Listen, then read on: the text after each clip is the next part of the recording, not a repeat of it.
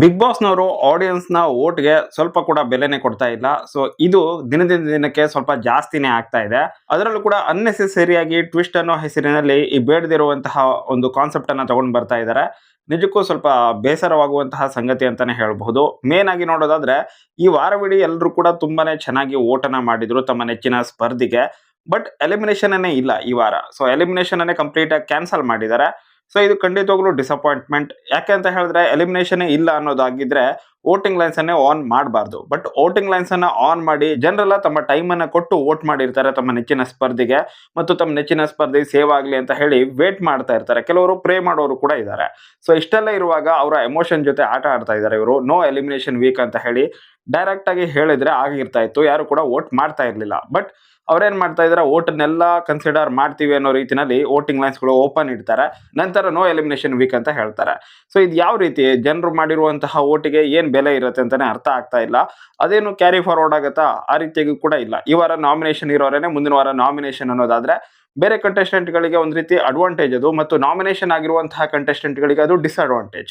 But ಆ ರೀತಿಯಾಗಿ ಮಾಡೋದಂತೂ 100% ತಪ್ಪು. ಆದ್ರೆ ನಾಮಿನೇಷನ್ ಪ್ರಕ್ರಿಯೆ ಅಂತ ಮಾಡಿದ್ಮೇಲೆ ವೋಟಿಂಗ್ ಲೈನ್ಸ್ ಗಳು ಓಪನ್ ಮಾಡಬೇಕು. ಓಪನ್ ಮಾಡಿಲ್ಲ ಅಂತ ಹೇಳಿದ್ರೆ ಅರ್ಥ ಮಾಡ್ಕೊಳ್ತೀವಿ ನಾವು ಈ ವಾರ ಎಲಿಮಿನೇಷನ್ ಇಲ್ಲ ಅಂತ ಹೇಳಿ.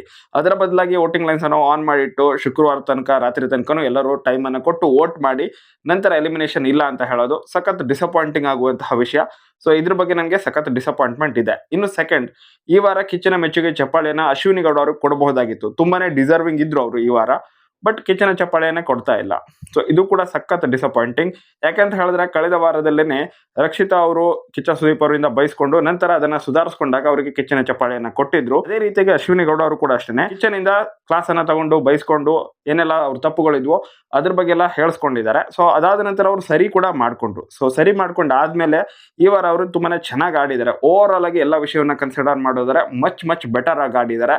ಅಶ್ವಿನಿ ಅವರನ್ನ ಹೇಟ್ ಮಾಡ್ತಾ ಇದ್ದವರು ಕೂಡ ಇಷ್ಟಪಡೋ ರೀತಿಯಲ್ಲಿ ಈ ವಾರದ ಗೇಮ್ ಅವ್ರದ್ದಿತ್ತು. ಮೇನ್ ಎಕ್ಸಾಂಪಲ್ ನಾನೇನೆ. ನನಗಂತೂ ಅಶ್ವಿನಿ ಅವರ ಒಂದು ಗೇಮ್ಗಳು ಇಲ್ಲಿ ತನಕ ಇಷ್ಟ ಆಗ್ತಾ ಇರಲಿಲ್ಲ, 8 ವಾರ ತನಕ ಇಷ್ಟ ಆಗಿಲ್ಲ. ಬಟ್ ಈ ವಾರ ತುಂಬಾನೇ ಚೆನ್ನಾಗಿ ಆಡಿದ್ದಾರೆ. ಸಾಕಷ್ಟು ಬದಲಾವಣೆಗಳು ಮಾಡ್ಕೊಂಡಿದ್ದಾರೆ. ನಿಜಕ್ಕೂ ಮೆಚ್ಕೊಳ್ಬೇಕು. ಹಾಗೇನೆ ಕಿಚ್ಚನ ಮೆಚ್ಚುಗೆ ಚಪ್ಪಾಳೆಯನ್ನ ಅವರು ಡಿಸರ್ವ್ ಮಾಡ್ತಾ ಇದ್ರು ಈ ವಾರ. ಬಟ್ ಅದನ್ನ ನೀಡಿಲ್ಲ. ಸೊ ಇದು ಕೂಡ ಸಖತ್ ಡಿಸಪಾಯಿಂಟ್ಮೆಂಟ್. ಇನ್ನು ಮೂರನೇದೇನಪ್ಪ ಅಂತ ಹೇಳಿದ್ರೆ ಸೀಕ್ರೆಟ್ ರೂಮ್ ಅನ್ನುವಂತಹ ಒಂದು ಕಾನ್ಸೆಪ್ಟ್ ನ ಬಗ್ಗೆ ಸುದ್ದಿ ಹರಿದಾಡ್ತಾ ಇದೆ. ಇದ್ರ ಬಗ್ಗೆ ತುಂಬಾ ಜನ ಪ್ರಶ್ನೆ ಮಾಡ್ತಾ ಇದ್ರು, ಸೀಕ್ರೆಟ್ ರೂಮ್ ಇದೆಯಾ ಹೇಳಿ ಅಂತ ಹೇಳಿ. ಸೀಕ್ರೆಟ್ ರೂಮ್ ಅನ್ನೋದೇನಿದೆ ಈ ಸಲ ಇರುವಂತಹ ಚಾನ್ಸಸ್ ಇದೆ, ಬಟ್ ಕನ್ಫರ್ಮ್ ಆಗಿಲ್ಲ. ಇನ್ನೂ ತನಕ ಅದು ಕನ್ಫರ್ಮ್ ಆಗಿಲ್ಲ. ಸೀಕ್ರೆಟ್ ರೂಮ್ ನ ಸುದ್ದಿ ಹರಿದಾಡ್ತಾ ಇರೋದು ಯಾಕೆ ಅಂತ ಹೇಳಿದ್ರೆ ಎಪಿಸೋಡ್ ಮುಗಿಯುವಂತಹ ಸಮಯದಲ್ಲಿ ಕಿಚ್ಚ ಸುದೀಪ್ ಅವರು ನಾಳೆ ಎಪಿಸೋಡ್ ಅಲ್ಲಿ ಒಂದು ದೊಡ್ಡ ಟ್ವಿಸ್ಟ್ ಇದೆ ಅಥವಾ ಏನೋ ಒಂದು ದೊಡ್ಡದಾಗಿರೋ ಅಪ್ಡೇಟ್ ಇದೆ ಅನ್ನೋ ರೀತಿನಲ್ಲಿ ಹೇಳಿ ಹೋಗ್ತಾರೆ. ಸೊ ಹೀಗಾಗಿನೇ ಎಲ್ಲರ ತಲೆಯಿಂದಲೂ ಆ ಪ್ರಶ್ನೆ ಬಂದಿರೋದು, ನಾಳೆ ಸೀಕ್ರೆಟ್ ರೂಮ್ ಏನಾದ್ರೂ ಇರಬಹುದಾ ಅಂತ ಹೇಳಿ. ಸೊ ಅದ್ ವಿಷಯ ಏನಪ್ಪಾ ಅಂತ ಹೇಳಿದ್ರೆ ಇವತ್ತಿನ ಎಪಿಸೋಡ್ ಅಲ್ಲಿ ಇವಾಗ ಬಿಗ್ ಬಾಸ್ ಮನೆಗೆ ಬಂದಿರುವಂತಹ 5 ಜನ ಗೆಸ್ಟ್ ಗಳೇನಿದ್ದಾರೆ ಅವರಲ್ಲಿ 3 ಜನರನ್ನ ಬಿಗ್ ಬಾಸ್ ಮನೆಯಿಂದ ಹೊರಗಡೆ ಕಳಿಸ್ತಾರೆ. ಉಳಿದಿರುವಂತಹ 2 ವೈಲ್ಡ್ ಕಾರ್ಡ್ ಕಂಟೆಸ್ಟೆಂಟ್ ಗಳಾಗಿ ಅವರು ಕನ್ವರ್ಟ್ ಆಗಿ ಬಿಗ್ ಬಾಸ್ ಮನೆಯಲ್ಲೇನೆ ಇರ್ತಾರೆ. ಸೊ ಇದೇ ಒಂದು ಎಪಿಸೋಡ್ ಅನ್ನ ನಾಳೆ ಪ್ರಸಾರ ಮಾಡೋ ಚಾನ್ಸಸ್ ಇದೆ. ಲಾಸ್ಟ್ ಎಪಿಸೋಡ್ ಮುಗಿಯುವಂತಹ ಸಮಯದಲ್ಲಿ ಈ ವಿಷಯವನ್ನ ರಿವೀಲ್ ಮಾಡಿ ನಾಳೆ ಎಪಿಸೋಡ್ ಅಲ್ಲಿ ಇದು ಅಂತ ಹೇಳಿ ಹೊರಡುವಂತಹ ಸಾಧ್ಯತೆ ಇದೆ ಅಷ್ಟೇನೆ. ಸೊ ಆ ರೀತಿಯಾಗಾದ್ರಂತೂ ಸೀಕ್ರೆಟ್ ರೂಮ್ ಇರುವಂತಹ ಚಾನ್ಸಸ್ ಕ್ಯಾನ್ಸಲ್ ಆಗುತ್ತೆ.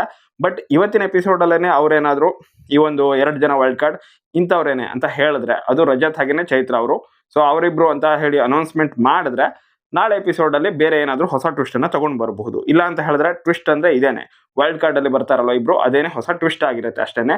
ನಾಳೆ ಎಪಿಸೋಡ್ ಅಲ್ಲಿ ನೋಡೋಣ ಅಂತ ಹೇಳಿದ್ರೆ ಸೀಕ್ರೆಟ್ ರೂಮ್ ನ ಚಾನ್ಸಸ್ ಇದೆ. ಸೊ ಇದು ಪ್ರಸಾರ ಆಗತ್ತೆ ಇಲ್ವಾ ಅಂತ ಹೇಳಿ ಇಲ್ಲೇ ಹೇಳಲಿಕ್ಕಂತೂ ನಾನು ಆಗಲ್ಲ. ಸೊ ಹೀಗಾಗಿ ಟೆಲಿಗ್ರಾಮ್ ಜಾಯ್ನ್ ಆಗಿಲ್ಲ ಅಂತ ಹೇಳಿದ್ರೆ ಜಾಯ್ನ್ ಆಗಿ, ಕಮೆಂಟ್ ಬಾಕ್ಸ್ ಅಲ್ಲಿ ಕೊಟ್ಟಿರ್ತೀನಿ ಲಿಂಕ್, ಜಾಯ್ನ್ ಆಗಿ. ಸೊ ಇದು ಮೇನ್ ಆಗಿರುವಂತಹ ವಿಷಯ. ಇದ್ರ ಜೊತೆಗೆ ಸಖತ್ ಡಿಸಪಾಯಿಂಟ್ ಆಗಿದ್ದು ಮತ್ತೊಂದು ವಿಷಯ, ವೈಲ್ಡ್ ಕಾರ್ಡ್ ಎಂಟ್ರಿನಲ್ಲಿ ಮತ್ತೆ ರಜತ್ ಹಾಗೇನೆ ಚೈತ್ರ ಅವಶ್ಯಕತೆ ಇತ್ತು. ಆಲ್ರೆಡಿ ಒಂದು ಸೀಸನ್ ಅನ್ನ ಮುಗಿಸ್ಕೊಂಡು ಹೋಗಿದ್ದಾರೆ ಕಳೆದ ಸೀಸನ್ ಅಲ್ಲೇನೆ. ಸೊ ಮತ್ತೆ ಅವರನ್ನ ವಾಪಸ್ ತಗೊಂಡು ಬಂದಿದ್ದು ನನಗಂತೂ ಇಷ್ಟ ಆಗಿಲ್ಲ. ಯಾರಾದ್ರೂ ಹೊಸ ಪ್ರತಿಭೆಗಳಿಗೆ ಅವಕಾಶವನ್ನ ಮಾಡಿಕೊಡಬಹುದಾಗಿತ್ತು.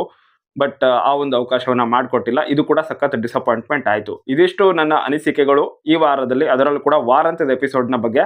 ನಿಮಗೆ ಏನನ್ಸುತ್ತೆ ಇದ್ರ ಬಗ್ಗೆ? ಅದರ ಒಪಿನಿಯನ್ ಅನ್ನ ನೀವು ಶೇರ್ ಮಾಡ್ಕೊಳ್ಳಿ. ಹಾಗೆ ನೀವು ವಿಡಿಯೋ ಇಷ್ಟ ಆದರೆ ಲೈಕ್ ಮಾಡಿ, ಶೇರ್ ಮಾಡಿ. Thank you so much for watching. Bye.